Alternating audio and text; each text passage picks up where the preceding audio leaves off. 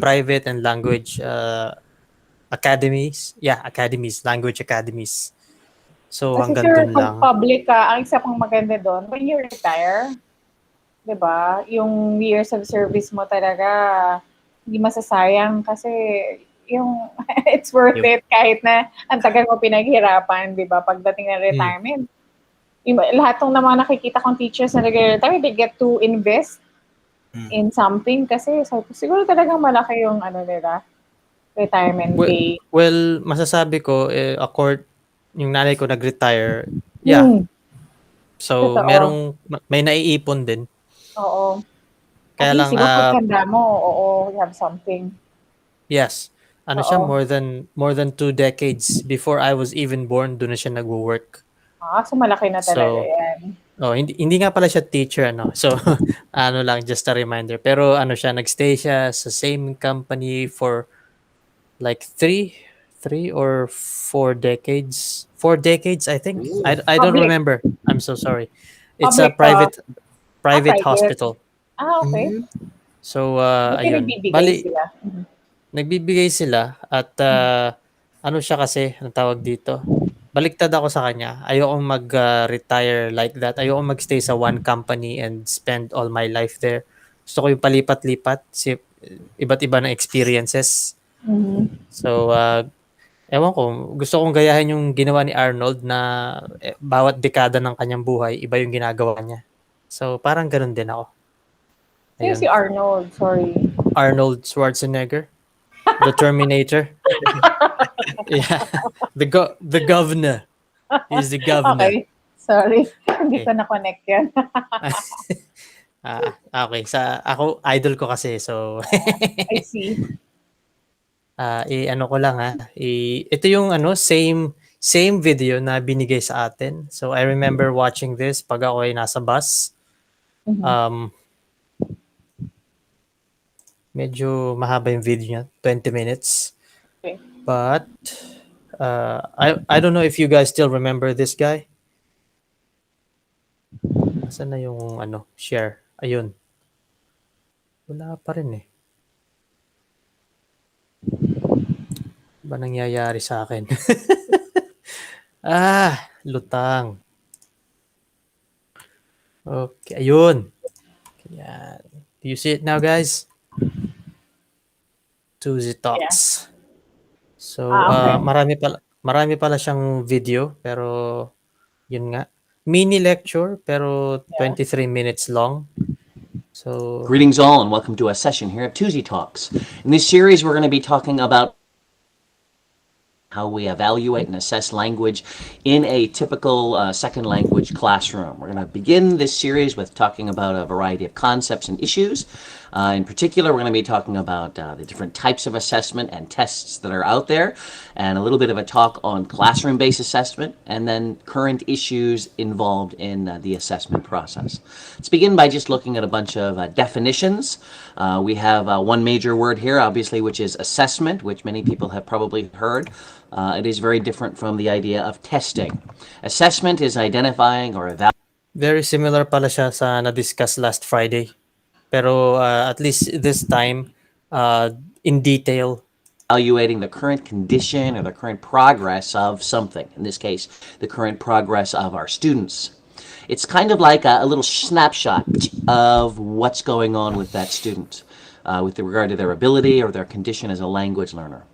An assessment can be either formative or summative. Formative being it's a snapshot, it's an assessment that's not yet completed, it's in the forming stages because it's an ongoing thing. A summative assessment is something that is generally at the end of a course or at the end of a section where you're trying to sum up what this person's abilities and or progress is up to that particular point. Assessment is larger, okay? When you get to talk about testing, you're talking about something very specific. It's an actual instrument that's being used to measure a specific skill or a database or a content domain. Or maybe your test is going to be on biology or chemistry or history or cooking. It's a specific domain that you could also be testing. You can be testing someone's performance, how they actually do. for example, a speaking type of test or a presentation type of a test, as well as their competence, what they know, a vocabulary type of a test, or a reading a type of a gathering information kind of a test. So testing is a lot smaller than assessment. In addition, we have words like measurement. And measurement is actually trying to quantify some observed performance, where you have something that's done and you're trying to give it a number. You're trying to numeralize it. Two different ways that we can do that. We have quantitative data, and this is actual numbers stuff. This is what your hard scientist people like use. People involved in medicine or chemistry or physics. It's typical data that's found in hard sciences. It's typical data that's found on a test, where it's true or false, or it's A, B, C, or D. Mathematics, that kind of a thing. You could also see it possibly in rubrics, although not necessarily. Also in checklists. Qualitative data is looking more at a narrative type of a description. And so this data includes a description of the observed performance. So you're looking at the performance, you're observing how it is, and then you're trying to rate it. You're trying to give it a number. So you could use a rubric to do this as well. You could use a checklist to do this. But you're looking at observed behavior, and then you're trying to evaluate it. You're trying to get some rich narrative description so that it can be understood. And so two different ways of doing measurements. And both of these can involve numbers. Quantitative will absolutely involve numbers. Qualitative can be primarily descriptive, but can also include numbers. Like, for example, a rubric, where you have some description of something and then you assign a point value or some type of value to it. That would also be qualitative. Lastly, we have the whole idea of an evaluation, and that's the assessment of the measurement or the performance. And so it, again, is a bigger thing. It's where you're looking at all of these components put together. So when we look at assessments, we've got the more narrow tests, and then we can move out to larger things. And then, of course, we can run into teaching, which is where we're trying to teach students the language, and at the same time, understand what their progress is. So assessment includes opportunities and for teachers to hypothesize and to evaluate their learning, their teaching, okay, their tests and everything that's going on.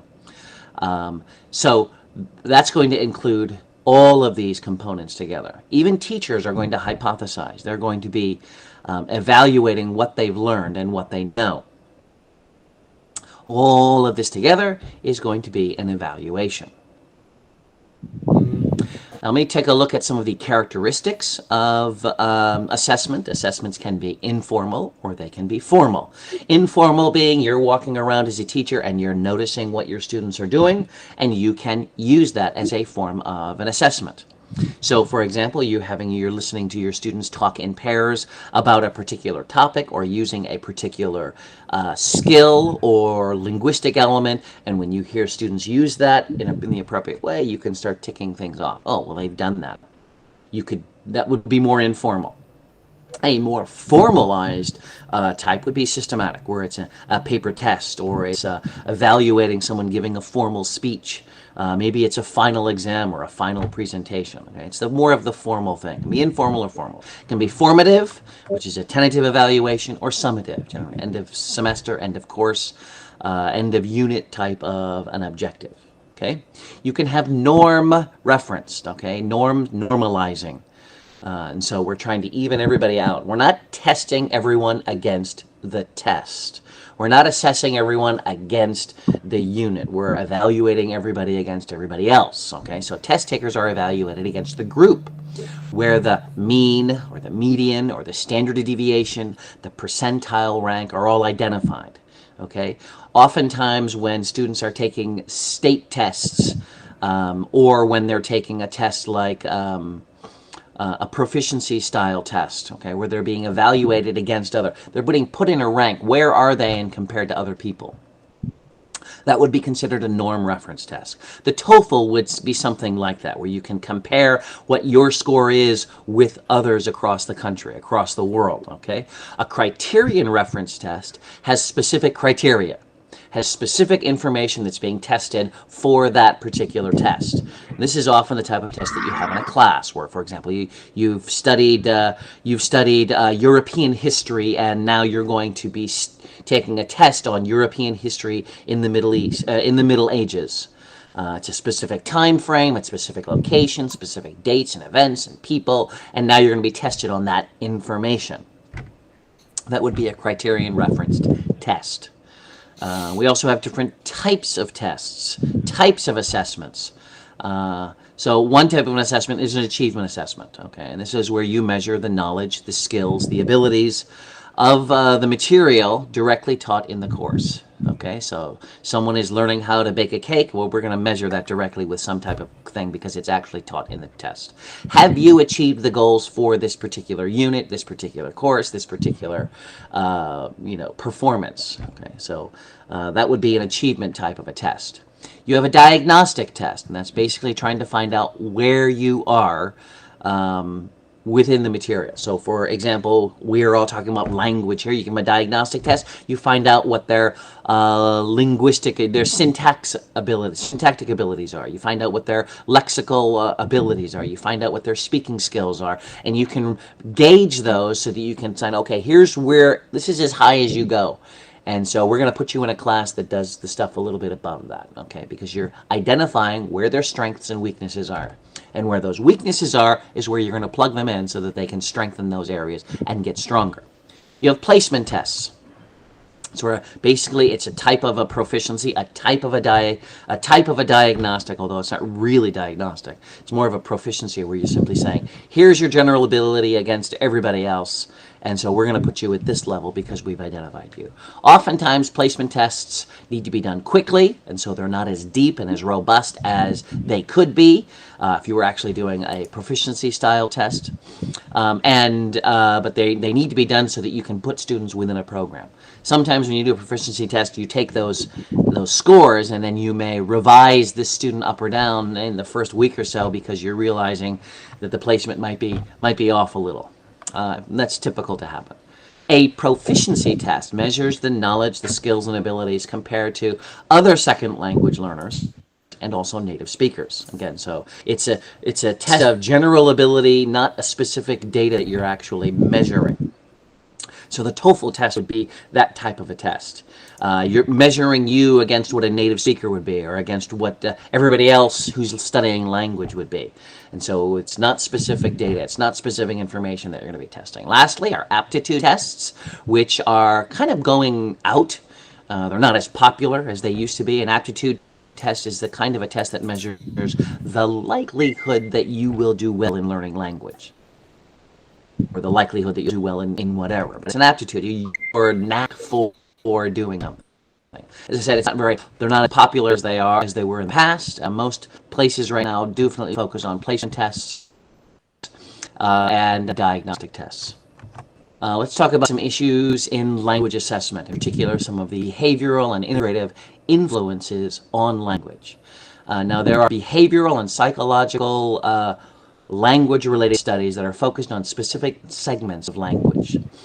In other words, there are tests that are out there that only focus on certain skills, only focus on certain databases. Maybe that'll only be focusing on grammar, only focus on writing. And there are tests out there that only focus on those. Brown is probably stipulating that those types of tests are going to be less useful if you're going to be doing things in an integrative approach, which includes all of the skills, all of the databases. Assessment is centered on valid, reliable, objective proficiency type tests, okay, because it's going to be bigger and broader. Integrative approaches focus on whole language types of information, and the tests are actually in context. So the integrative approaches are thought to be a better measure of overall knowledge, skills, and ability. So the big difference between a segmented type of a test and an integrative type one is that if I do only a writing test for the most part, I'm going to get writing skills. I'm not going to get overall language ability. And there are those students who are better writers than they are speakers, or they're better readers than they are listeners, speakers, types of things. So only testing one is going to be more limiting as far as the information that you're going to be getting back. Now, it may be that's the type of information that you want. I do know that in certain places, like in the military, where they train people to listen to a language. So all they have to do is listen and understand what's going on. They don't have to be involved in writing. They don't have to be involved in speaking. Their primary goal is to listen and translate. Well, they're probably going to be more concerned, more interested in one of these specific segmented types of language study and assessment. Typically, though, most people want the all-in-one. They want the whole language approach because these people are going to be going to a foreign country, or they're working in a company that has a lot of foreigners in it, and they're going to be able to speak in that target language. And for our case, that's English, right? So the integrative approach is going to look at the whole spectrum. They're going to look at all four skills, both databases, to see how this person's language is. It's going to be a better type of an assessment to understand the whole language, okay? Not segmented. Okay, in addition to some of those issues, we also have all of the different components involved in actual having an integrated whole language type of an approach. We have a variety of competencies that language users, language learners need to understand and master. So there are organizational competencies. So for example, they're going to need to know grammatical competence, vocabulary, morphology, syntax, phonology. They're going to need to know textual competencies. They're going to need to understand things like cohesion or rhetorical organization. Those things are more seen in reading and writing and possibly speaking. But it's a competence that they're going to need to understand because cultures and languages organize data differently. Some are more direct, some are less direct, some are more nuanced, some are, they place the important information in different locations within a document or a speech. And so we've got some organizational issues that are going to be different. We also have just some pragmatic competencies that are going to be different. For example, we have illocutionary competence, okay? And so when someone says something, what does it actually mean? What is their intention? Things like ideational functions, manipulative functions, imaginative functions. And depending on the culture that you're in, there's going to be different illocutionary force. There's going to be different manipulations that are going on within the use of language. So it needs to be understood what those unspoken things are. So, for example, if I'm sitting at a restaurant and there's no salt on the table, and I look up at the waitress and I say, by the way, do you have any salt? Listen to that question. Do you have any salt? That's a yes or no question, right? I'm certain that the waitress isn't going to look at me and say, yes, and then walk away. Okay, even though I said, "Do you have any salt?" There's an unspoken meaning there that I'm asking for salt. There may also be a little bit of sarcasm in there and wondering, why isn't there any salt on my table? Okay? Now, that's sarcasm. In my culture. That's going to be understood. In other cultures, it may not be understood. And so those nuances that are there may be different in other cultures. People who are learning language have to understand those. There's also linguistic competencies, things like different dialects, different registers, the naturalness sensitivities, the cultural references. All of these areas need to be understood and need to be taught, and somehow also should be assessed as we're learning language. Now, most of these things are not even put into a textbook, not even put into a curriculum, but they're things that students will need to learn if they're going to master language. And so there are these communicative components of language that also play a role and should be assessed at some point throughout the language process. Other issues in language assessment. Typically, when you're going to do a language assessment, and go back and take a look at some of these pictures that we have here, typically when you're doing a test like this or a measurement or even assessment, oftentimes it's done via something that they've done, like all these tests. It's done via a paper a paper-based test, or it's done via some performance that they have to do, and then you're checking off things. But a performance-based assessment is not necessarily looking at the paper-based. It's more looking at how it's actually used in real life.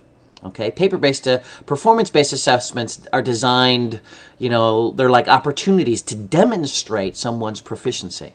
So, for example, asking someone to go do an interview, okay, not in class, maybe it's recorded or it's some other event outside, so that it's kind of more like real life activities. Some are performed, like a paper or an oral presentation, but I try to make them as real as possible, okay? So if it's a paper for your boss. It's a paper for, an entrance essay for a college or something like that. An interview, okay, again, a real interview. Those types of performance-based assessments can be used to assess the learner's language ability. Now, it's not going to be numbers-based. This is more qualitatively based.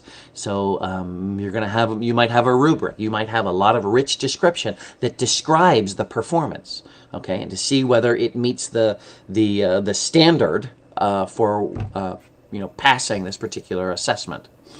Then you can also have something called task-based assessments. And it measures the knowledge and skills and abilities of language, but the focus of the task is not language. The focus of the task is some other task. And task-based assessments have become more popular in the last 15 or so years because of task-based language teaching. And so that's just another way of doing an assessment. There is a similarity between performance-based and task-based assessments. Some important topics involved in language assessment. One of them is the multiple intelligences, which I'm assuming you have already seen. If not, I would recommend you go look up Gardner's work about multiple intelligences. People in the past, when someone said, what's your IQ? Well, that's measuring scientific, spatial, numerical, mathematical type of knowledge. But there are many other types of intelligences that exist and that we can measure. We can also try to use when we're assessing someone. So we shouldn't just be assessing their ability to memorize, 600 words. There are other things that you can assess when you're evaluating someone's language abilities. I distinctly remember while I was in Japan, a gentleman who went to go interview students from Tokyo University. And Tokyo University is the Harvard and the Oxford of Japan. It's where all the brainiacs would go. And part of the reason they got there is because they did so well on the entrance exams English test. And so they would go and talk to these people, and these people were great at translating, at converting from Spanish from English to Japanese. But when the interviewer went to go talk to them, they ran away. Literally, you see these students running away because they can't speak. That requires a different set of skills for which they were not prepared or did not focus on. There are different intelligences going on within every person, and some are stronger in one area than in another area. Another important topic is going to be computer-based language learning, and or computer-assisted language learning, or content-based instruction, or computer adaptive testing. All of these are related to the fact that technology is now playing a very important role in assessment, well, almost anywhere, but also in language, especially in certain areas like writing and vocabulary and even possibly grammar. It's coming along with regard to reading and speaking, but those are definitely slower because of the added difficulties in capturing audio, speech, and then analyzing it. But computer-based language learning, language teaching is becoming an important topic, and in some circles, the assessment process will require that students understand and know how to use technology even before they do the assessments, because the assessments require the technology. There's also a whole realm of assessment that's being done in the world of corpus linguistics, where we have huge databases of information that we can use to analyze student language use, and also used to analyze language use through history or language use throughout a program. And so these are all areas that are going to also need to be looked at when you're dealing with assessment. Some points to remember when you're developing and or using an assessment. Remember that assessment is only a guidepost, and it is not the end all and be all. So use it as a guidepost, use it as a diagnostic. Use it as a means to try to help students know what they're weak in so they can become stronger. Use it as a way to motivate them. Typically, when students get a score back on a test, they want to have a perfect score. You don't want to have that in a language diagnostic or language assessment, because you want to help push them onto the next step, push them onto the next level. So try to develop tests that allow them to take that next step forward, allow them to see where those weaknesses are. Also try to use it to develop autonomous learners, so that learners recognize, okay, these are my areas that are weak, and so now I'm going to go and study these. Additionally, you can use it to assess your own teaching effectiveness. If you're teaching a specific area, a specific skill, a specific database, and you're seeing that your students aren't, you've done some activities and you're seeing how your students aren't getting it, well, maybe I need to change the way I'm teaching this. Maybe I need to abandon this activity and introduce something new. Maybe I need to revise what I'm doing. Let the tests also educate you, the teacher. Okay? And also use it to encourage language acquisition. Let them see that they're moving, they're progressing. They're, as Bob would say, baby steps. They're taking little baby steps as they progress toward greater language mastery. That's all I have for this little session here. I do hope you enjoyed this. If you have any questions or problems, kindly drop me a note down below. Okay. So, guys, mag-comment lang ako. Medyo mahaba yung lecture ni Sir. Huh? So, looking back when I was a student, when I had tests like that, I remember may mga tests na simple lang, A, B, C, D, hanggang 50 items. And then meron ding mga test na, tawag dito, may mix and match, and then yung 10 items na enumeration, and then 10 items na A, B, C, D. So, iba-iba. So, na-realize ko nung we did our 207, ay ano ba yun? PTC pa dati. PTC pa dati. So, creating an exam should also be, how do you call it? Mixed. Kasi yung iba, naaalala nila yung terms. So, kaya nila yung, fill in the blanks. Tapos yung iba naman, alam nila yung sagot, pero hindi nila maalala yung eksakto. So, A, B, C, D naman. So, different people remember different things.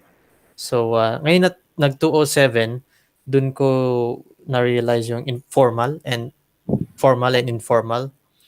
When you guys were in school, when I was in school, I remember our language teacher want us to make theater, and then have us practice our language skills face to face.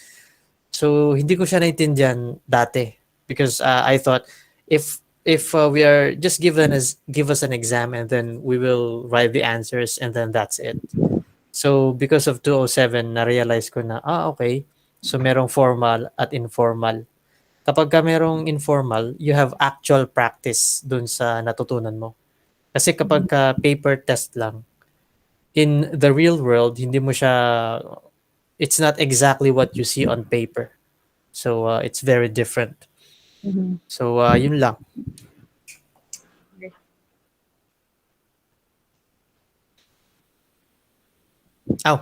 Walang gusto magsalita. Okay, sige, ako ulit. Bali, formal, informal ulit. So before, I was an English teacher, like last year lang. And then this year is my first time to be a STEM teacher, a computer teacher. So nakita ko yung nila dito, yung emphasis on informal. So yung pinakita ko last time, yung microbit, they want test more on the actual usage of the items, more on the programming. Halos ayaw nila ng paper test. So mas gusto nila yung informal. So doon ko nakita yung pagkakaiba, yung focus. Pagdating sa language, more on practice and then paper test. Pagdating dito, it's more on practical assessment, kung ano yung naituro sa bata, kung ano yung natutunan. Okay. Yeah. Ba, nakasmile si Miss Maika, mukhang maraming sasabihin si ma'am. Si May mga Hindi, nakain pa seriously yan ba si Maika. may ano na yan, may may experience na kasi. So, game na, game na. Wala naman po masyado. Meron lang po kasi akong bagong na-discover na tawag dito, application sa iPad for my students. So, natuwa lang po ako. Pero regarding assessment, I actually agree with Sir John. Actually, I've never thought about that na same yung topic and then iba-ibahin mo yung type of test na ibibigay mo dun sa students Yeah. based on their skills. Yeah, I wonder how feasible that is and if any of you have ever experienced that or observed it. Ako sa schools ng students ko, I've never seen it being done. If anything, ang tanging modification that I see is dadalian lang nila yung test for my specific student pero hindi nila papalitan yung material mismo. So that's actually a very good idea. Pero I wonder kung in terms of time, because of course for assessment we also have to think about its practicality. So I wonder ano yung maging score niya in terms of practicality because you have to think about the time and then the materials that you're going to be creating. Yeah, so I guess kung mayroong mga specialized classes or schools, that's a great idea. Yeah. Kasi we have been so used to standardized tests na Yeah. implement ABC. na lang. Oo. In my many years of teaching, hindi ko pa rin siya nagawa yung i-modify ang exam to fit the needs of my students. It's actually the other way around, di ba? Yung kailangan sila yung mag-fit dun sa mold na meron tayo kasi we have to answer to our administrators.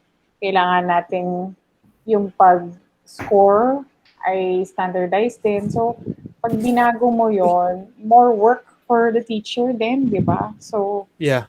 I don't know. Just recently, dito sa course na naka-enroll ako, one thing na ginagawa namin ngayon, which I find very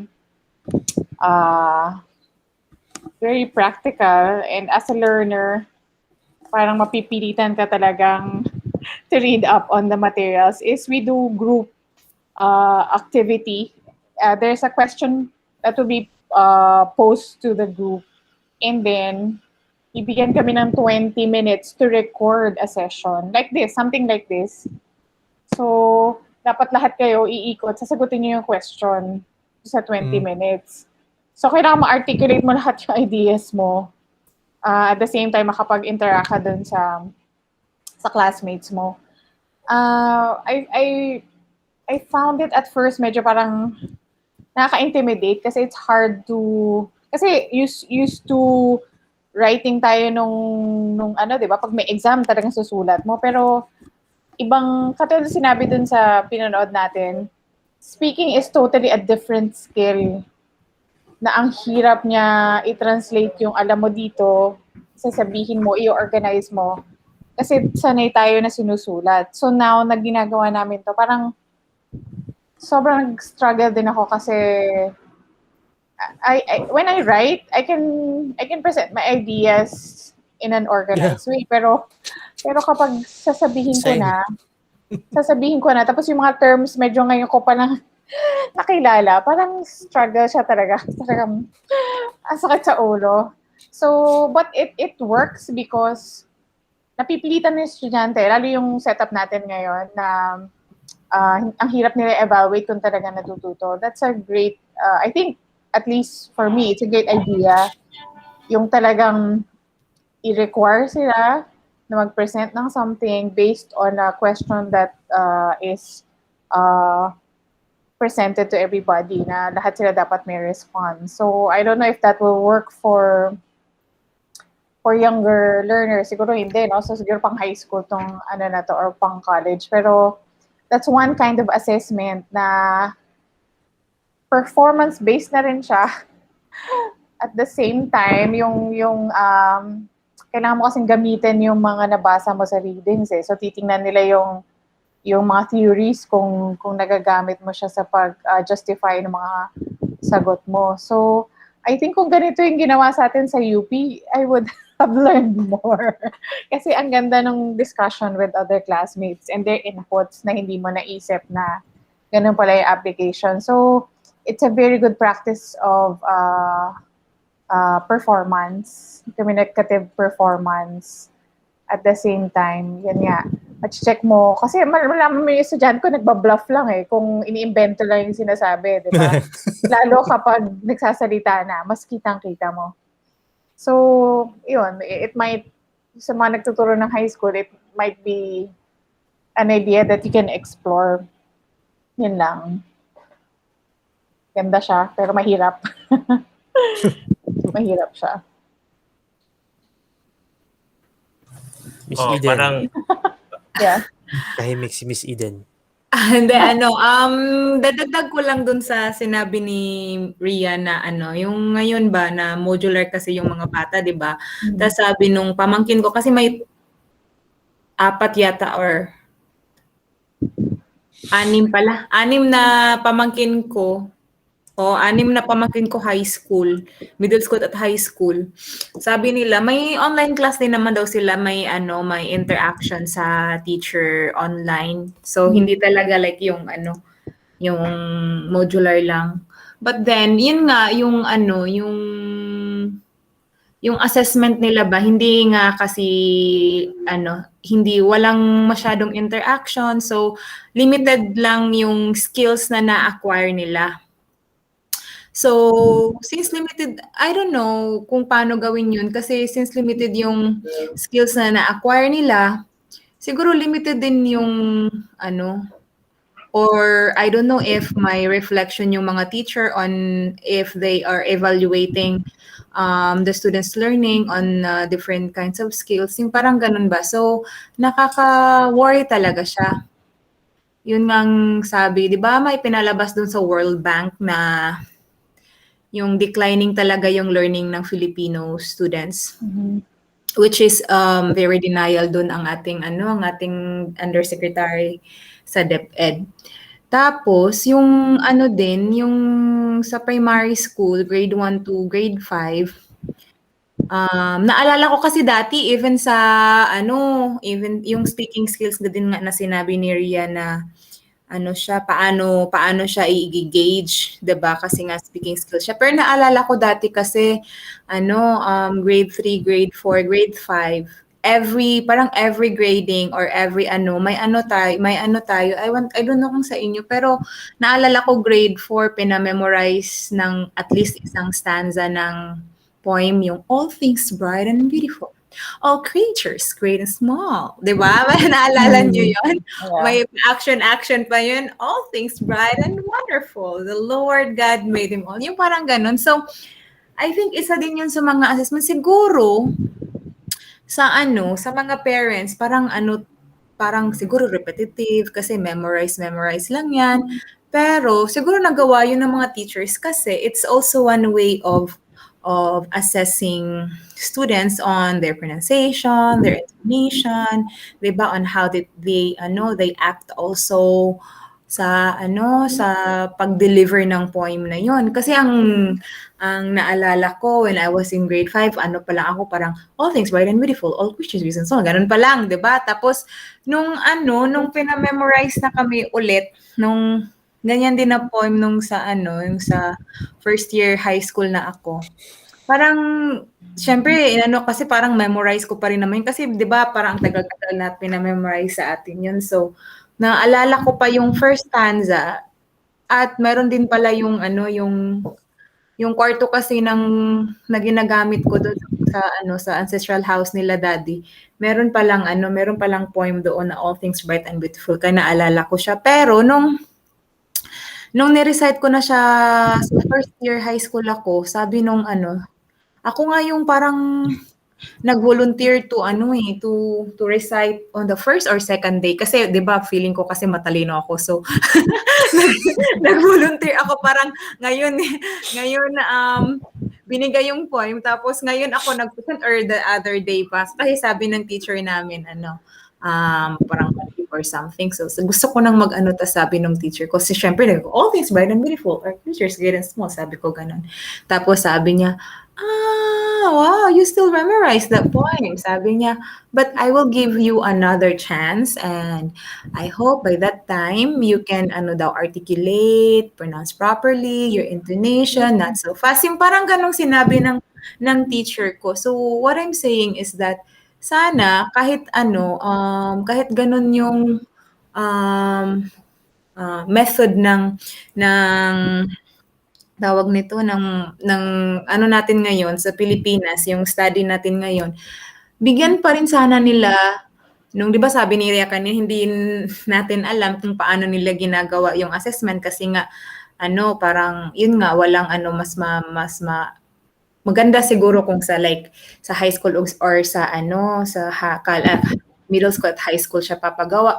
Pero pwede naman siguro yung ganun sa mga primary school, 'di ba? Nabibigyan sila ng task-based. Yung task or performance-based, 'di ba? Sabi doon, magkaiba yung performance at task-based.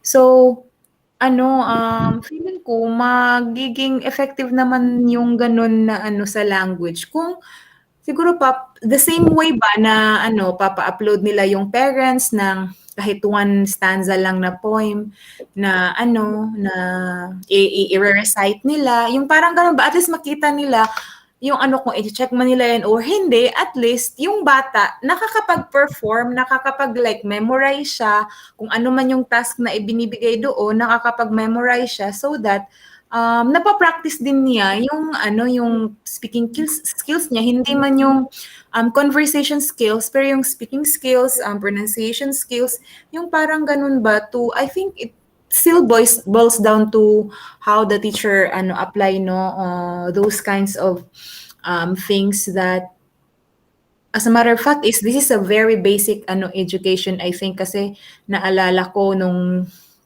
din ako, kumuha ko ng professional education doon sa UP, professional DPE, professional teaching education something, I don't know, nakalimutan ko na yun.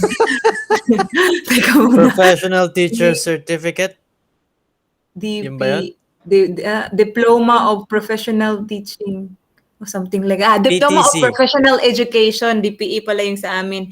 Diploma of Professional Education. So, foundations ito ng education eh. So, nakukuha natin to siguro for second year sa college kung nag-aaral tayo ng education. So, yun yung na basic siya na tinuturo for teachers. So, siguro kung i-apply talaga natin to as teachers, magiging ang evaluation natin, testing, measurement, or pa yung test. So, magiging effective siya at syempre, because kaya nga na-design yan to help students also on evaluate their learning also, not learning the concept and learning, acquiring the skills. So yun yung siguro mag-reflect talaga yung teacher sa Philippines ngayon at saka gagawa din talaga ng paraan yung DepEd on how they are going to implement this very basic foundation of education to the Filipino community, to the Filipinos students. Kasi naalala ko dito sa natin, nung 'di ba ang final exam natin is hindi final exam, final assignment is yung pinagawa nga tayo ng assessment, 'di ba? So lahat na 'yon meron ng isang topic lang, yung sabi nga ni Micah, isang topic lang, tapos gagawa na tayo ng paper pencil test, tapos yung speaking, tapos yung performance based, yung yung skill na kay writing, o 'di ba nandoon na yun lahat in a formative test. So yun yung siguro, yun yung dapat siguro balikan na lang, pababalikin na lang siguro natin yung mga teachers doon sa Pilipinas to have their basic foundation of education training, no? Para ma-remind sila na this information is very important also to the learning skill ng mga bata. Dami ko bang sinasabi? Ubos na po ang oras. Maraming salamat.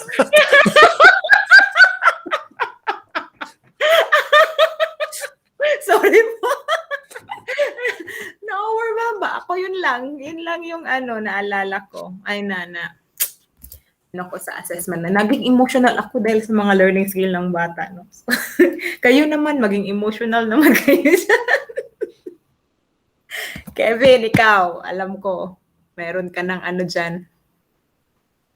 It's just it's just something naman po to add on the concept of yung performance assessment na hopefully kaya nga that's why that's why it's important talaga to have the face-to-face class, because as what we've been talking about, we cannot have a good as what we have talked about in the previous reviews natin about language learning, especially second language learning, and the importance of the environment and the people around you speaking English. You cannot learn or you cannot develop a language from someone who is just on a screen. So it's a hard thing when we talk. This is me talking about English as English language as for communication, not as a subject. Because of course, as a subject we can learn it, but when it comes to like to communicate lang talaga, the online setup really cannot provide those contexts. And me as a teacher would like to to have these communicative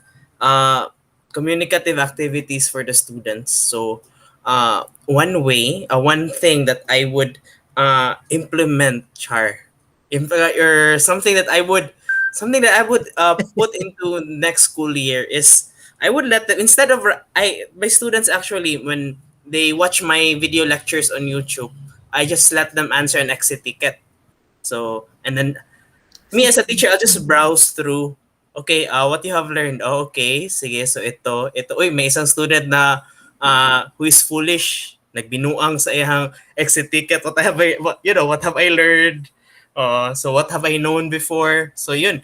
So instead of doing that, I could just, even though it's not really a perfect communicative what they call this, communicative activity, but I would just let them na lang make a TikTok video, or at least a 1-minute video of what they have learned from the video, and then so that they can at least practice English na at least hindi magkakalawang yung English nila sa kanilang bahay. So at least they will have something to use talaga. So at least my formative assessment ako when it comes to their speaking skills, or when it comes to their communication skills, though it's just one way communication, but then hopefully when we have face to face again, that skill that they have been practicing for how many lessons, so they can apply it. I mean, they can practice it, and when it comes to the time that we are allowed already to have face to face,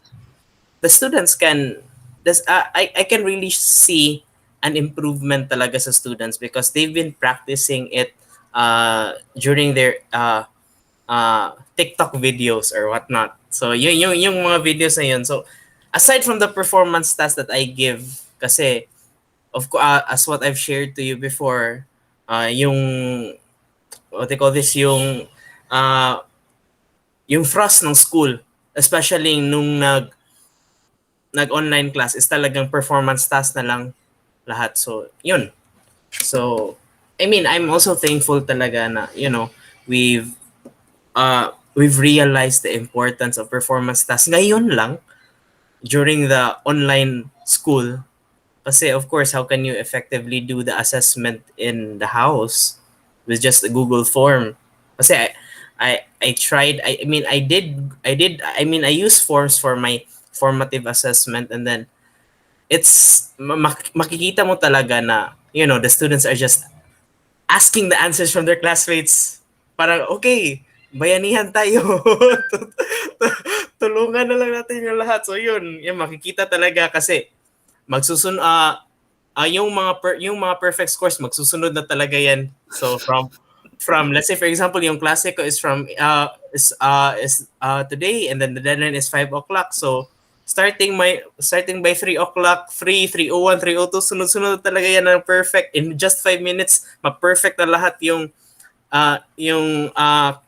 isang klase. So yun, it's very hard to what they call this, to administer a the traditional assessment. So I'm just thankful that the school has now opened up their eyes to the alternative form of assessment, which is the performance task and all the things that just cannot be measured by numbers, but can be measured by the actual performance or the actual task uh, to be performed by the students in as much as possible in real world. So yeah, I think that's all I could say about our topic today. Yay! Thank you sir, thank you. Meron lang akong idadagdag kasi sabi ni sir, Google Form. Masuwerte ako at, nakagamit ako ng Google Form. It's a should I say lifesaver. Kasi nasanay ako sa yung paper test gagawa ko and then che-checkan ko dahil hawak ko ay 10 sections. So, let's say Wow. around, I don't know, I don't remember how many pero let's say 400 test papers. So, I remember doing 40 items or 50 items na test. Tapos pinayuhan ako ng aking mga katutubo, yung mga kasama kong katutubo, Tay. Ano sila, sabi nila ABC, ABC, ganun-ganun daw. So ako naman parang syempre baguhan lang. I did what they asked and then I realized, oh, okay, it's for speed. You can check the entire test paper under 1 minute kasi ABC lang. So the side effect is anybody can do any, mini, miny, mo. So yeah, so nung dumating yung Google Forms, tapos we can do random questions, pwede siyang palit-palitin. Kasi yung test paper, we had to do it manually. So to prevent my students from copying, I did 4 versions of the same test. So it's a lot of work. But because of Google Forms, parang dumali. However, they're using a tablet, phone, or laptop, and they can easily alt-tab and then ask their classmates. So, yun ang side effect, ano? Ano pa yung isa, yung actual performance task. Instead of giving them a paper task, have a task, have them perform a task to know what they know. So, yun nga yung maggagawa ng play or gagawa ng drama para lang sa language test. Medyo nakakalimutan ko na kasi yung pinagawa sa akin dito, I have a paper test for 40 questions and then sinabihan ako na maybe we should use other things. So binigyan ako ng 4 questions to ask my students and exactly what sir said, performance. So 40 points, 10 points bawat question. They have to answer it kung ano yung alam nila. So yun nga. Balik tayo doon sa video ano. May nakita ako dito na ano. I don't know if you guys nadaanan nyo na or whatnot. Well, I'm sure you guys did. Yeah, I think. So nakita nyo ba itong multiple intelligences? Okay. So itong part na to, sinabi sa we should use this in creating our tests. Kaya pala when I was younger, may mga test papers na may kasamang pictures. Ano nangyari? Ba't parang nawala yung picture ko? Ayun. So anyway, instead of like 5 items, magtatanong ka isa-isa, bibigyan ka ng drawing and you have to label. And then another instances, merong diagram, ano ba yun? Parang comics. So may dalawang tao, may speech bubble sa ibabaw, and then you put whatever answer you can. So there is no particular question. It is open-ended, no ABC. It's fill in the blanks. Pero yun nga, may nakikita ka na ano lang. So as parang yung iba kasi, iba't iba yung how they see language. They see it differently. So, others can answer ABC. Sabi nga ni Miss Patria, pag sinulat na, parang kayang-kaya mo, you can enunciate, you can enunciate tuloy. Hindi enunciate, hindi naman nagsasalita eh. Anong tawag doon? Nakadetalye. Parang kayang-kaya mong ma-elaborate. Pero pagdating sa speech, medyo ibang usapan na. So, ayun lang. Yeah, it's a different skill. Yeah, different skill. If I remember correctly, itong video na to, it's only like 23 minutes.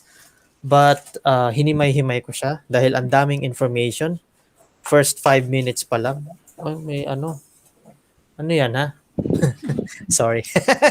May dumadaang ano. Bali, okay. Inilipat. Ayun, ayan. Wala na. Mukha na akong aswang. Sorry guys. Okay. Ayun. Malinaw na tuloy yung background ko. Alam ba nilang graduate na ako? Ha? Oo, alam nila. Guys, do you know the previous graduates? Si Sir Kevin. Kilala mo si Sir Kevin? Kevin Atadero? Really? Sa forum. Forums. Okay, kasama daw sa forums. Kalain mo yun. Anyway, naligaw na ako. Asan na nga ba ako, guys? I'm so sorry. May ano kasi, may nanggugulo kasi. Multiple intelligences. Multiple intelligences. So, ayun nga. So, we can apply multiple intelligences when, what did he say? Multiple intelligences? How did he say it? Anyway, we can apply multiple intelligences in our assessment creation. Kasi if we only do A, B, C, D, if we only do fill in the blanks, it will be one-dimensional. And like Sir Kevin said, it has to be performed kasi not everything can be measured by a test paper. So, yun lang. Yeah. If you're testing listening, then it should be listening. They can listen to a conversation, diba? But I hardly remember an exam ng high school, even in college, na listening. It's one skill that we neglect, no? Yung mga listening skill, wala yan. Yeah, I don't know your experience kung sino nakapag-TOEFL sa inyo and how did you do TOEIC lang eh, TOEIC. Oo, sa listening test. Yun, yung parang kulang yun. Listening, speaking. Kasi we usually address the reading and the writing. So I think yun yung kailangan natin strengthen sa pag-assess sa mga bata, saka yung pagtuturo din. Kasi these are 4 different skills na dapat pare-parehas nating mabigyan ng focus. Incidentally, sa preschool naman, while we're talking of the kinds of assessment, isang challenge talaga, pinag-isipan namin mabuti, how will we assess the kids online during the pandemic? So we thought of making, of giving them an exam using Google Forms. Pero sabi ko, that goes against the what we're teaching the kids, na dapat yung nakikita, nakahawakan, kapag tatanong mo, dapat may manipulate sila. So what we did was, we prepared a set of questions and then we sent it home.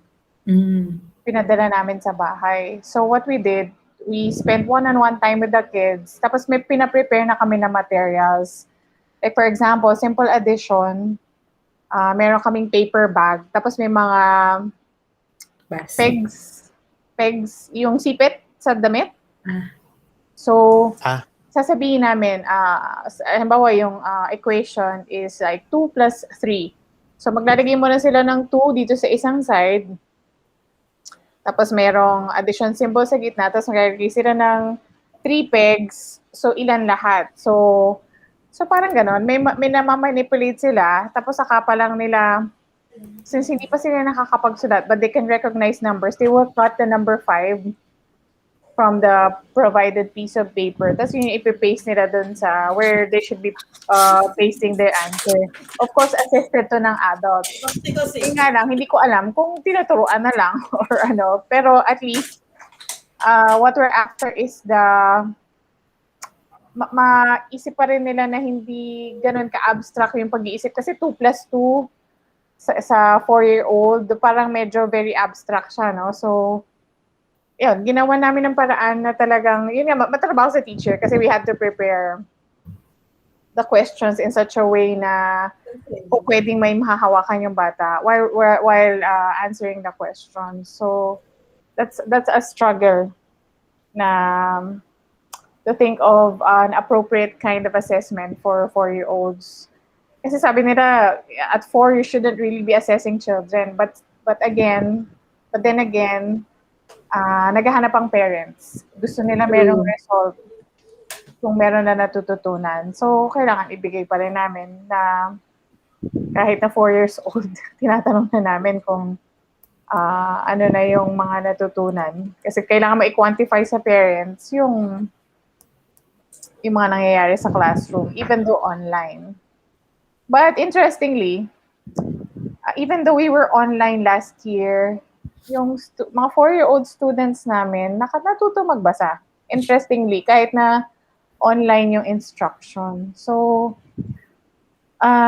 not all hope is lost. Pwede pa rin siya. Matuturoan pa rin ng mga bata. But I read somewhere na kasi bago sila nag-online, they were our students already for 1 year. So I read somewhere na that students will respond well to a teacher that they had already established an earlier relationship with. So ibig sabihin, kung siguro yung teacher ngayon pa lang nila nakita, wala pa silang hindi pa nila teacher o rapport, so it might not have been that effective.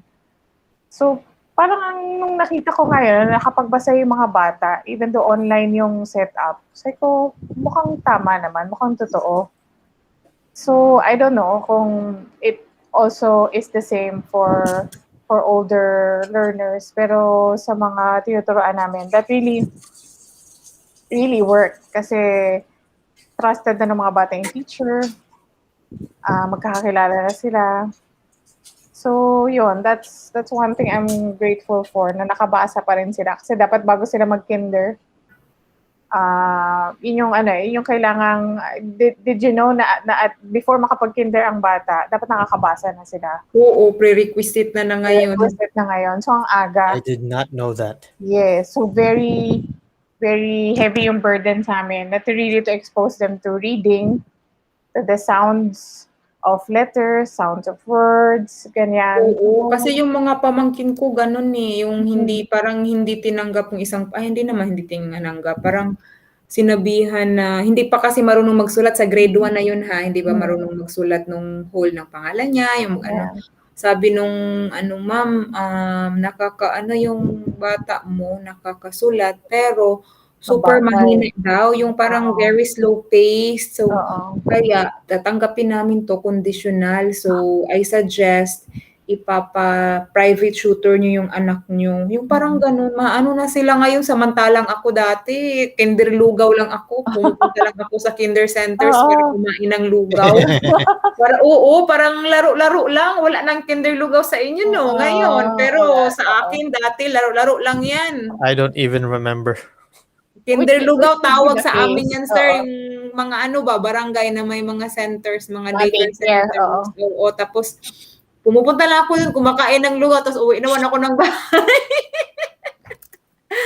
Ngayon, parang wala nang ganun Grabe ang competition. Yeah. May napansin sorry kasi yung pinanggalingan kong school last year lang, it was originally a daycare center. So, mga bata around ranging from 3 years old hanggang sa mga 8 years old. And then dahil parami yung mga batang nag-e-enroll sa daycare center, they converted it into a school na yung kindergarten, and then anuban, nursery. Prep. So, prep.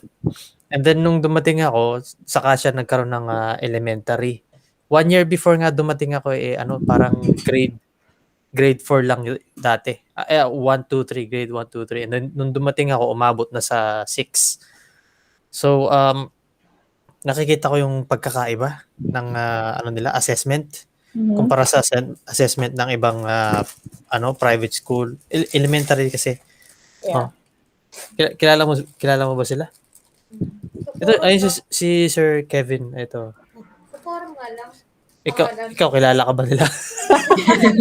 Magpakita ka dito. Ayaw. Okay. Anong name niya, sir? Ah, Kabatch? Kami? kasabay ng ibang subject. Really? Glynis Daxil. May kilala ba kayong ganon? Glynis? Hindi kasi Parang- daw eh. Oh, ayun, naririnig niyo ba? 29. Okay. 2019 pa pala. natapos. Pero yung graduation niya ay December last year lang. Ang tagal. Same kami ng graduation. Oh, yun. Yeah. Same kami ng graduation. Parang tawag dito, ang tagal ng hinintay. Ayun. So, Ayun. anyway, ano nga ba yung kinukwento ko? Ayun, yung school dito.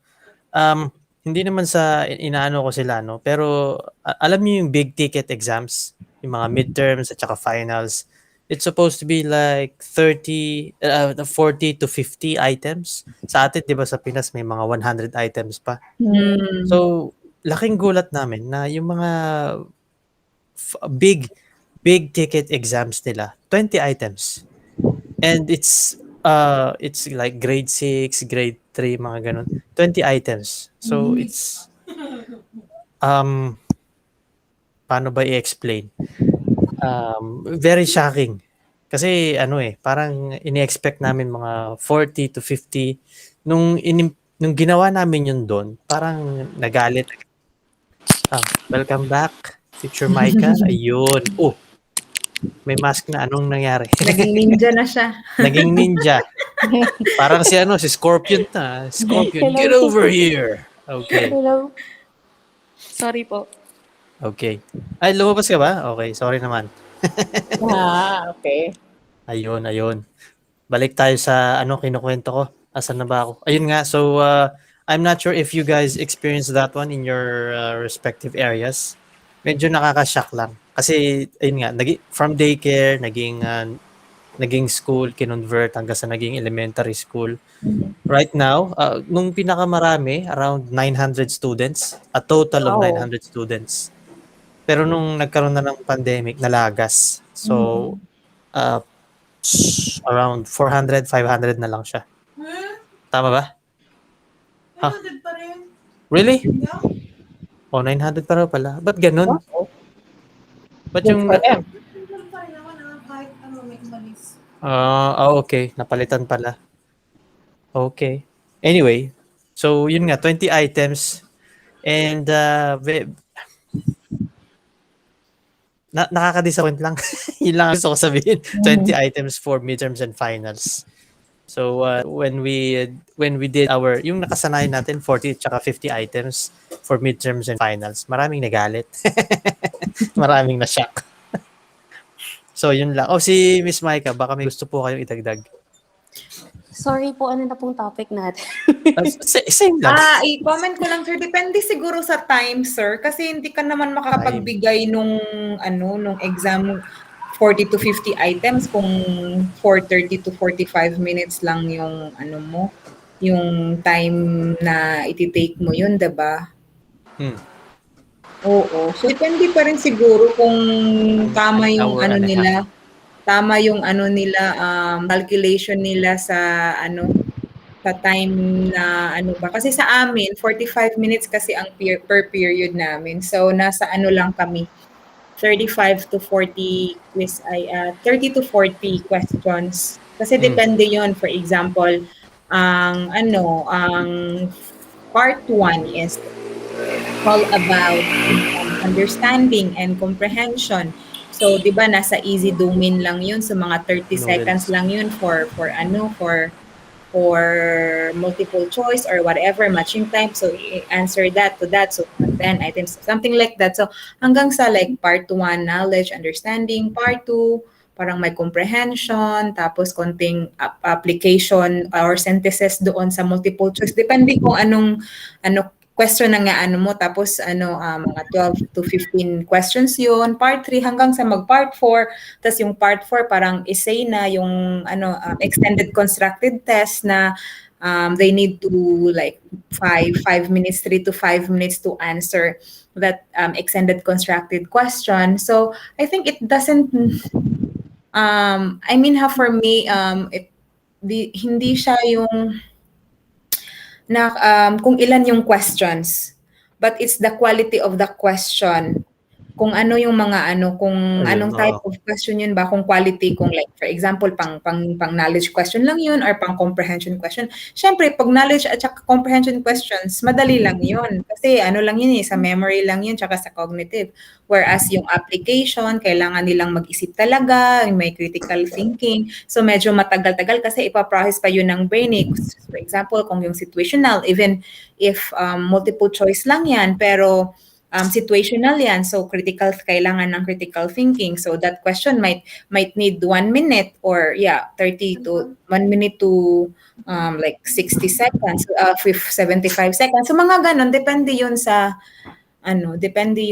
quality ng question na tinatanong dun sa tsaka yung sa task ng question nung test. Yun siguro. Okay. Meron akong naalalang question, yung topic ko last sa Friday, yung assessment for learning. Have you guys, while giving your assessment, you realize na either napakadali or napakahirap ng assessment nyo, and then you would have to change it? Kasi na-experience ko na yung ganon. But naisip ko, if I change it, it will not be fair for the other class or sa class na kumuha nun. Parang kasi parang yung unang nag-test nangamote, unfortunately. So pag ginawa ko madali, parang lugi naman sila, di ba? So have you guys experienced that? Actually, sir, kung standard yung exam mo, like multiple classes yung kasi ang summative test yan, di ba?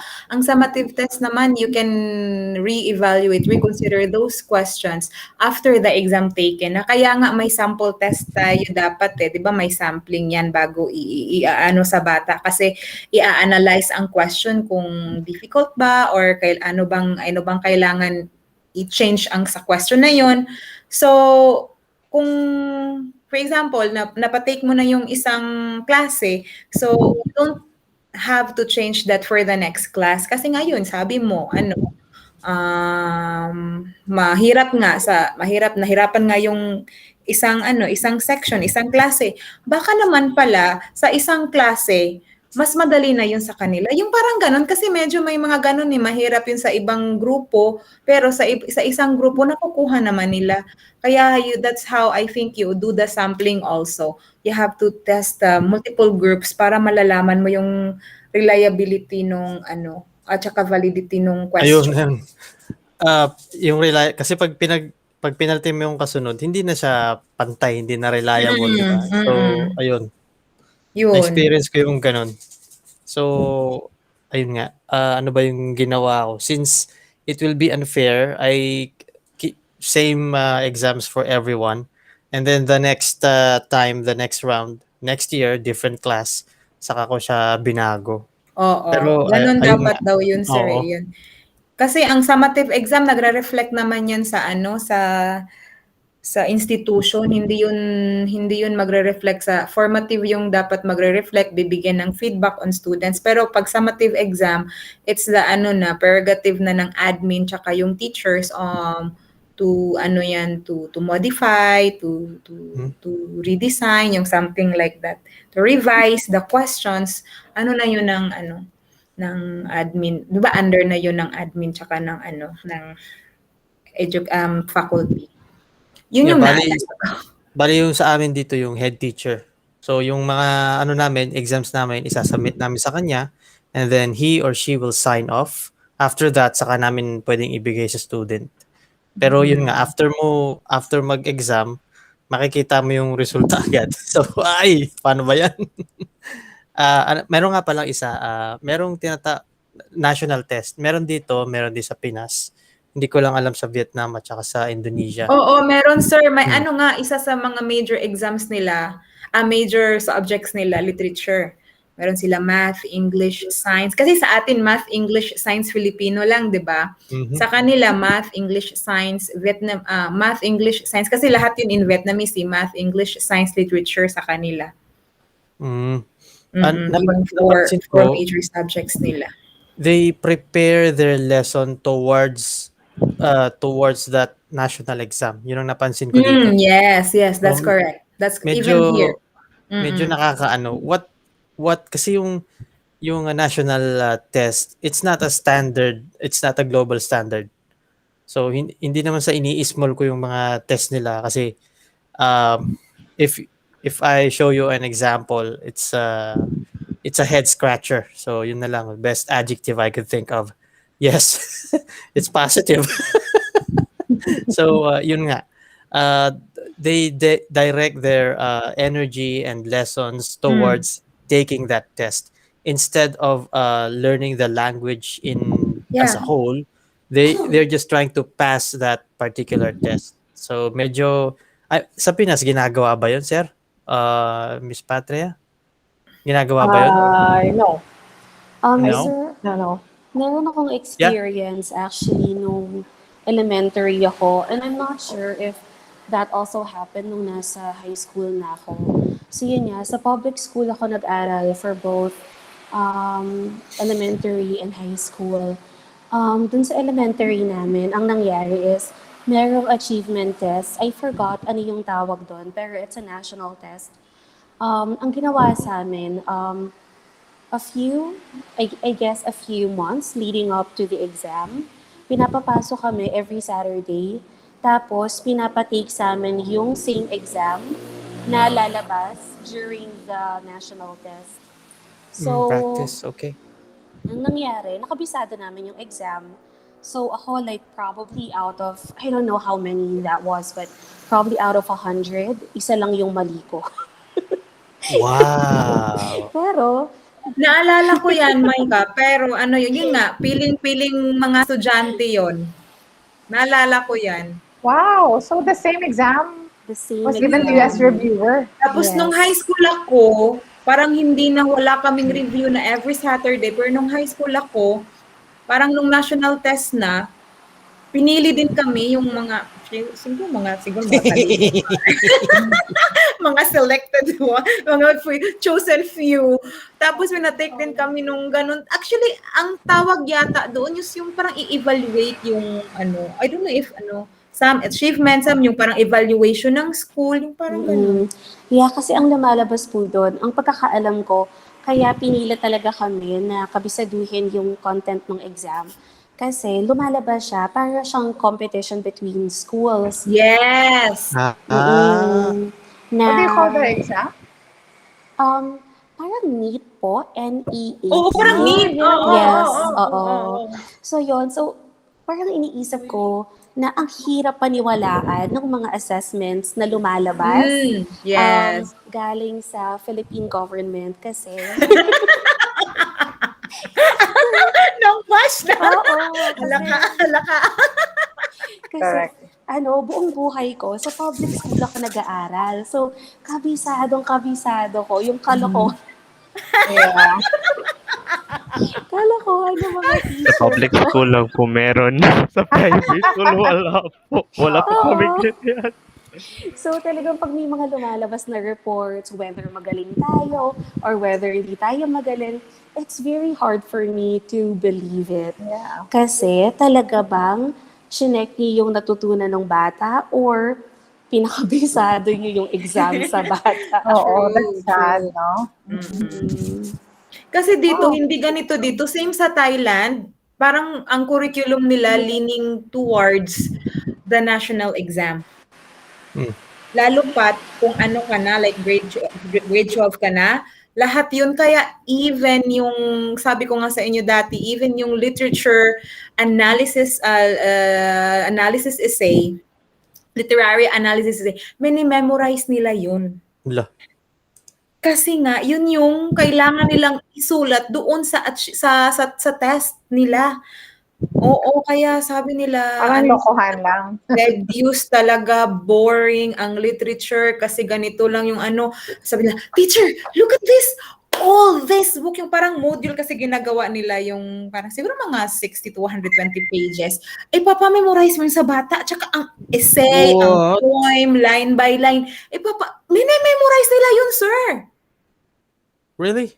Yes! Jeez. Literature lang yun, ha? How about the other test na ano? Ganon sila ka ano. So, siguro din yun nga yung may isa akong ano ba, yung na alam mo yung si Night Fam, yung kasama ni Nas na vlogger. Sabi niya doon, Balbas sarado. parang na May ano, salamin. nakita ko yung post niya about Kim Kardashian. Sabi niya, si Kim Kardashian ba ang nag-set ng standard sa sa tao na like kailangan maging, alam mo yung magiging materialistic, something like that, something like this, or ginawa siya nung sistema ng mundo. Ewan ko yun yung sa assessment natin anywhere around the world. Siguro ano ba yung yun yung tanong natin yung sistema ba nandiyan para sundin natin or tayo ba ang yun yung sa education ma-apply din natin yun kung yung paano ba i-gauge talaga ang learning ng mga bata based ba sa yung chosen few, yung mga ganon, or yung,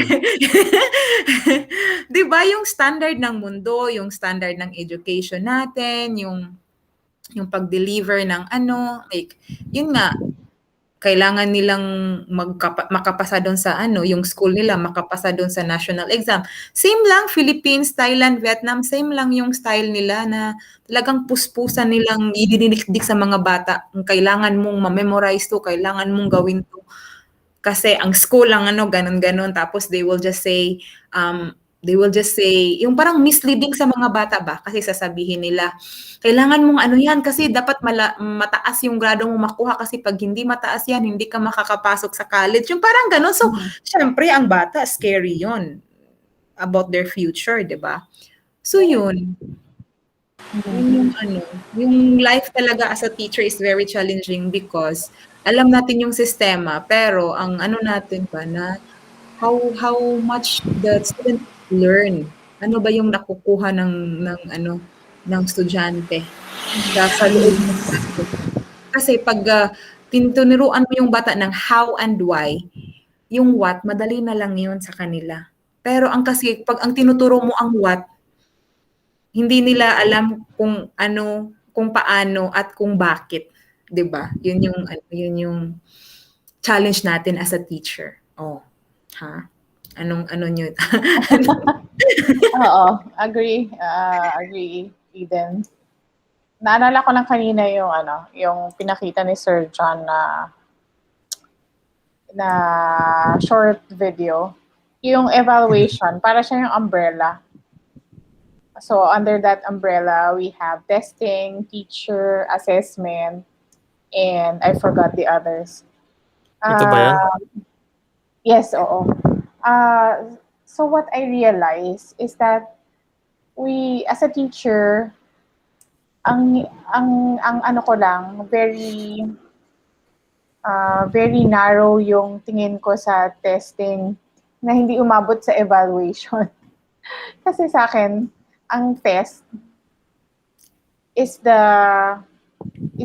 be all and end all. Yun na yun. Tapos na siya doon. So if we look at testing as just one part of evaluation, then mas malawak yung magiging pagtingin natin. Kasi kung lahat ng under the evaluation, even the teaching, kung lahat yun part ng evaluation, then dapat each one informs the other. So, kumbaga,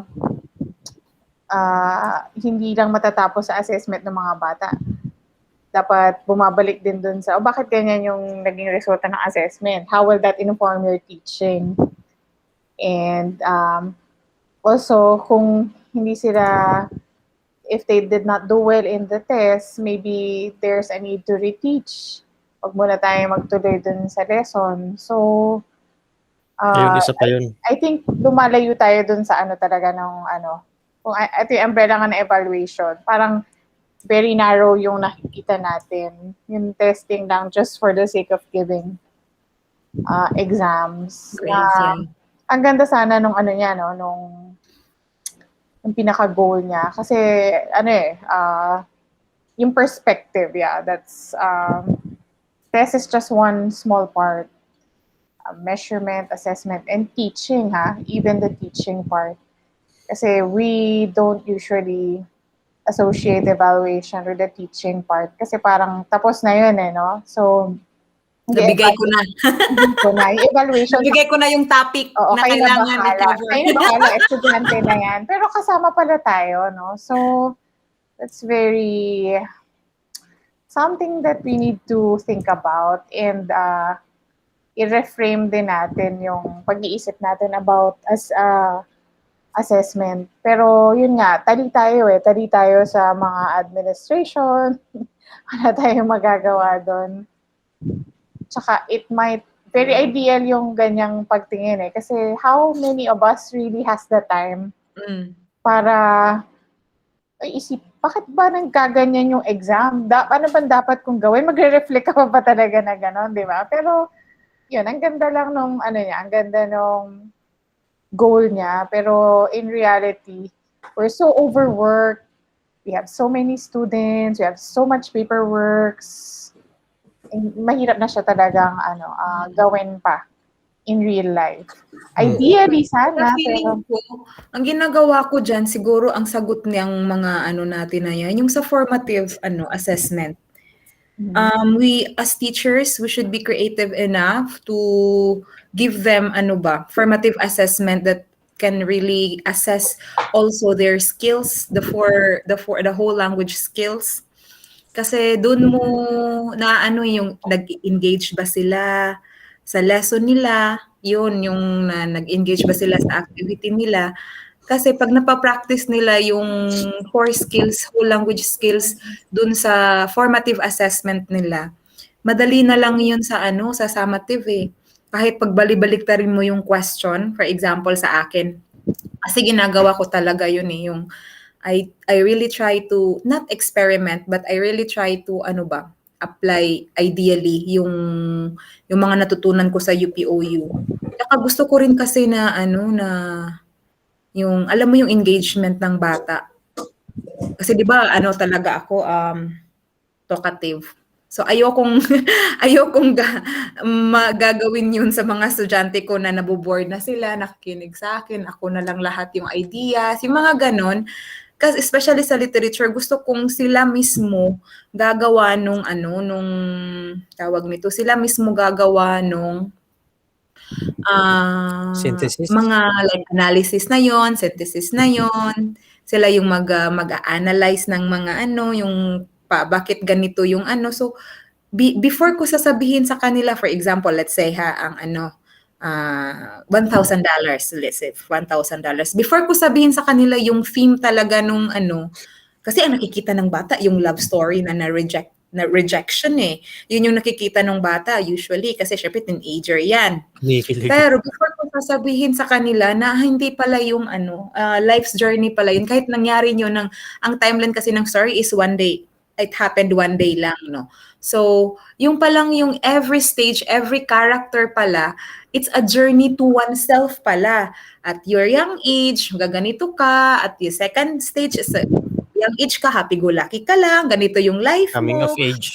Oo. So, every character pala, may mangyayari pala sa buhay mo. Tsaka every stage ng life mo, may mamimit ka na tao na ganito. So, naa-adapt mo yung mga mindset nila. So, before ko yan i-explain sa kanila, ipapaano ko ba muna sa kanila kung ano ba yung ibig sabihin ng mga. Kaya effective talaga yung formative assessment ng engagement activities na ginawa ni pinapagawa ni TG sa atin. Kasi doon, napapatanong din sila sa sarili nila na okay, may dahilan pala kung bakit ganito yung character, ganito pagkakasunod-sunod yung character. So bibigyan ko na sila ng like i-foreshadow ko na ba, the character has its meaning ha. So ganito yung mga ano nyo, so nagsiset na ako ng expectation sa kanila para mag-iisip talaga sila na so dapat anong mangyayari sa character na to. So yung mga ganon, so siguro sa formative assessment talaga, I mean, papahaba na naman yung explanation ko.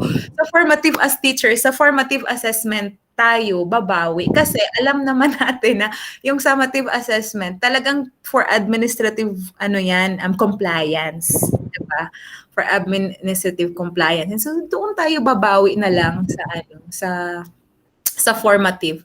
Yung kaya sabi ko ayokong maging primary teachers like Micah and Leah kasi parang limited lang yung creativity ko, 'di ba? So, kasi pag ganyang mga edad, kailangan you have to really tap everything around you to really engage them into something like 10 minutes lang dito na senses yung mga ganon. So, 'di ba? Tas ang dami yung kailangang skill na ituro in a very creatively, like play lang yan, pero marami ka na palang natuturo sa bata. Kaya sabi ko, tsaka hindi ako, kung hindi ka maka-explain, ako, lagot ka sa akin, yung parang gano'n. Sarabi ko na sa'yo, di ba? Ganito ang paggawa mo. So, yun. Tsaka, yun, na-develop yung pag may formative assessment tayo na ganyan, nade-develop din yung curiosity ng bata. Kasi minsan may grade 11 akong nagsasabi na, teacher, yung women's right to vote ni Susan B. Anthony, namin to. Ano lang yun, parang 5 stanza lang yun, 5 paragraph lang yun. Very maiksi lang, 500 words lang yung niya, women's right to vote. Tapos may mga 5 questions lang per group. Tapos sabi niya, teacher, this is how we understood this part. Tapos, kasi hindi nila maintindihan kasi very high, falutin yung mga words. Tapos, so teacher, are we correct? Can you help me more? Give us more ideas about this? So, ina-explain muna nila yung understanding nila bago nila ako tanungin. Ganun na sila mag-respond sa akin. Kasi nga, I've been their teacher for 3 years na, so alam na nila na pag wala silang idea, tapos nagtatanong sila sa akin, ibabalik ko pa rin yung question sa kanila. What do you think about it? So mag-explain mo na sila. Tapos, teacher, is my answer correct? Gagano na sila. Tapos before na ako mag-add ng kung ano man yung mga kailangan. So yun, formative na lang tayo mag-focus. Kasi wala na tayong magagawa sa summative na yan. Requirement na yan ng school at ng world. Correct. Oo. Tsaka balikan ko pala yung sinabi ni Ria kanina na speaking at listening, wala tayo. The other countries talaga meron yun kasi may TOEIC sila, may TOEFL. Hindi pa ako nakapag-take nun, pero nakapagturo ako at saka may training din ako, nakapag-training din ako paano ituro yun. Which is, prep test yun. Yung test skill yung tinuturo dun. 'Di ba ang dami nun sa IELTS, meron yung lahat ng English proficiency test, meron yung 4 skills ng Pero ang sa Pilipinas, ang curriculum ng Pilipinas ever since the world began na naalala ko. Parang kantaya tayo na. Reading and writing lang tayo. Wala nga tayong grammar, 'di ba? Yung like very technical grammar. Dito sa amin, separate pa yung grammar nila. Tapos 5 subjects in English actually. 6. Kasi grammar, speaking, listening, reading, writing, and literature. Ganun ang namin sa school namin. Kaya may mga bata na nag-study talaga in language center to enhance these skills. Kaya para makapasa sila sa formal education. Ayun. Doon kami kumikita. Oo, yun yung siguro ganun din sana kung ganun ang Pilipinas, talagang na tayo, yung future, bright future, charot. Brighter future. Kasi may bright future naman ang Pinas. Brighter Meron yan. Imposibleng wala, meron. Siguro Okay, guys. ipag-ano na lang Yeah. natin, mag-suggest tayo sa DepEd na papupuntahin sila sa ibang bansa to to live 1 year muna patuturuin dito para maano nila ba, no? Minsan kasi pag hindi tayo exposed sa mga ibang culture, ibang bagay, naging narrow naging narrow din yung mind natin, 'di ba? So stick na lang tayo ng stick sa ganun. If Meron we palang don't mas see it, better we don't ways, believe diba? it. Yeah. So parang ganun siguro. Kailangan Ayun. paaralin natin yung mga kaso pag nagpupunta na sila sa ibang bansa, hindi na sila Oo, bumabalik. nakikita nila yung opportunities eh. Totoo 'yon. Kasi may friend ako dito, kaano ko sa school Oo. dati. Nag-apply siya na sa Hindi ko alam sa tanggalin. yung jet for Japan na mga teachers tapos babalik ng Pinas to do the service tsaka Yeah, may pa sa every year. USA pa. 3 years din yung lahat. Wala namang bumabalik na May balak namin mag-apply sa ganun. Kaya lang ang hindi maganda kasi dadaan ka sa parang agency. So, yun ang hindi namin gusto kasi yun, may tabas yung sahod mo. So, Actually, pero anyway. same lang naman ang sweldo, sir, doon at saka dito. Ah, really? I mean, for me sa Vietnam, makukuha ang sweldo sa Amerika, makukuha ko dito. Tapos high expense pa doon. Dito very low ang expenses ko, hindi pa naka 10% naman siguro sa ko kinikita ko. Pero yun nga, wala nang bumabalik sa Pinas, nag-aasawa na sila doon. So, wala na nakapagsabi sa DepEd na ito ang gagawin. Teka lang. But, ikakat ko na yung yung recording Sige, para sige. para hindi Yun lang masyadong yung mahaba. yung ko. Masyado akong concerned